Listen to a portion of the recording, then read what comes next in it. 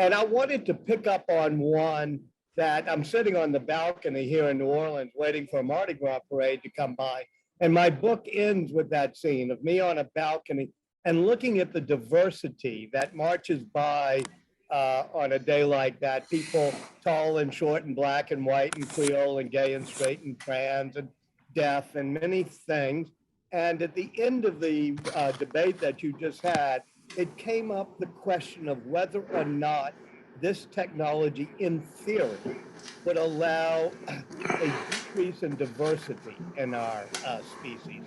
In other words, at a certain point, not having state-sponsored eugenics, but almost a free market eugenics, where every parent can decide certain traits. I heard Professor Bayless say that Alzheimer's in her family with her mother was a hard thing, but it also was shaping of character and was important.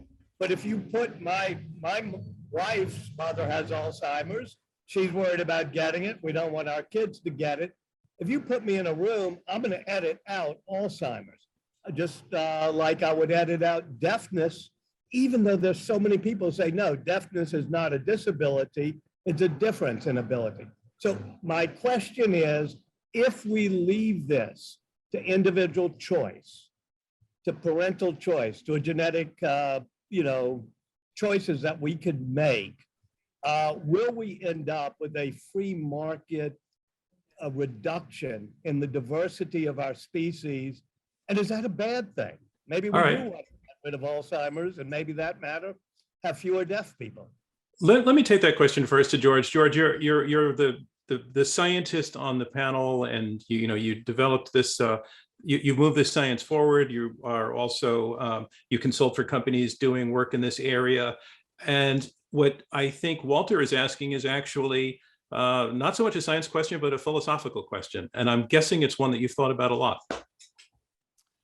Yes, it is. I think something that happened throughout the debate is that we had a double standard for somatic and germline. I think that most of the arguments could just as well be applied to somatic, and I feel more comfortable addressing that. That is to say, inequitable distribution, loss of diversity, whether we have the right to all of these medicines or whether what wants and needs, these all apply to somatic gene therapy, and there we have more experience. Will it reduce diversity? I think it could increase diversity. If you look at the diversity in a typical prehistoric village, in terms of the technologies was low. The genetics was low in that village. Maybe worldwide it was high. The point is that our technology can increase diversity. It's a matter of what we want. I think it is unsafe to assume that we will not regulate. I think doing nothing because we don't think we have the ability to regulate, it strikes me as very unsafe. And saying that it only applies to germline and we don't have to have equitable distribution of somatic solutions is also ill-advised. Okay, Walter, I'm assuming you want to hear from the other side, somebody from the other side. So I wanted to go to Marcy, if that works for you. And Marcy, do you want to jump in on that question? Sure, thank you, John. So Walter, those are good questions. But I think, as you know, and as we went through during the debate, if you want to prevent Alzheimer's, if you want to prevent deafness, there are very thorny ethical questions that may be raised there, but you have the technical capacity to do that using existing technologies that are shown to be safe and have been for several decades now, the embryo selection technologies that, again, raise the questions about will we welcome people with disabilities in the world? Will we support them? But that would be those questions would be very much amplified and magnified if we were to allow reproductive genome editing. I think what George has said about these questions of enhancement applying to somatic are really true. We have to think that through. We have to think through equitable access and equitable futures, which are different things when we're talking about somatic as well as when we're talking about germline. But the germline question is really an easy one. The somatic question, the availability of those kinds of enhancements and others, those are hard, thorny questions that we really need to deal with. With germline, it's pretty simple, really. You just say no, the way that 70 countries and an international treaty already have said, let's put that off limits. We don't need that because, you know, there's no good argument for it. And there are risks that it would increase inequities, that it would build a future that we wouldn't like to live in. Amy Webb, on the just say no, I saw a chuckle from you. Not sure what it meant. Yeah, I mean, so as I think the person on the panel that does modeling for a living, I'm curious that we always get to an end where the future is necessarily inequitable. The future is necessarily resulted in eugenics. And we don't necessarily know that to be true. So Walter's original question had to do with a free market approach to selection. And here's what I would say. When I was pregnant, I had to be tested for Tay-Sachs because half of my family is Ashkenazi. And the Ashkenazi community for a very long time didn't have a lot of diversity in its gene pool. That's how it propagated. What if in the future, we eliminate the thing that causes Tay-Sachs, but we also introduce much more diversity writ large? I mean, there's a biological argument to be made for increased diversity potentially leads to fewer problems.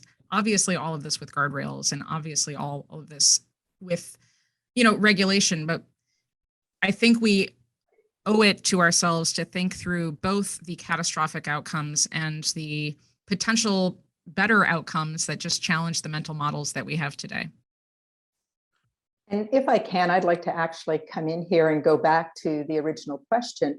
And the way in which, Isaac put that question is it actually really is focusing on who decides, right? So do I get to be the one that decides about what we're going to do or not do with the Alzheimer's gene if we were able to think that we could manipulate that? Or will it be Walter who gets to decide?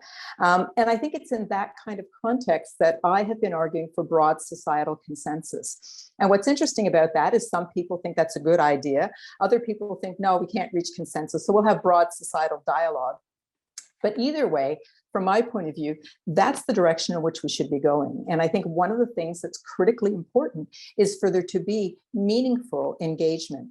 So this is not about just, citizen juries and various other sort of consultative frameworks that we've developed, but really trying to find out what it means to actually distribute power in terms of decision making, so that this isn't a decision made by elites, ultimately for elites. And so it's not relying on my predictions about the future, just as it's not relying on Walter's predictions about the future. And it's also not allowing a subset of us to determine the future for all of us. So Walter, I want to come back. I'm sorry. Yeah. I want to come back and say it's not about do. one issue. It's about the world we're going to live in. Walter, I watch your face processing all of those answers, and I'm just wondering where you land now. So, into what? Sorry. I wanted to know, how you boil down the four answers that you heard. Did they Well, let move you? me start with Professor Bayless, which is, who decides and broad societal consensus. That's fine. But why do you have a right, and I ask this in a provocative way, to take that decision away from me? In other words, or from each individual family. If a family decides it doesn't want the Tay-Sachs gene or doesn't want Alzheimer's or doesn't want a short kid or something, why should that be society's decision versus the individual reproductive rights of the family?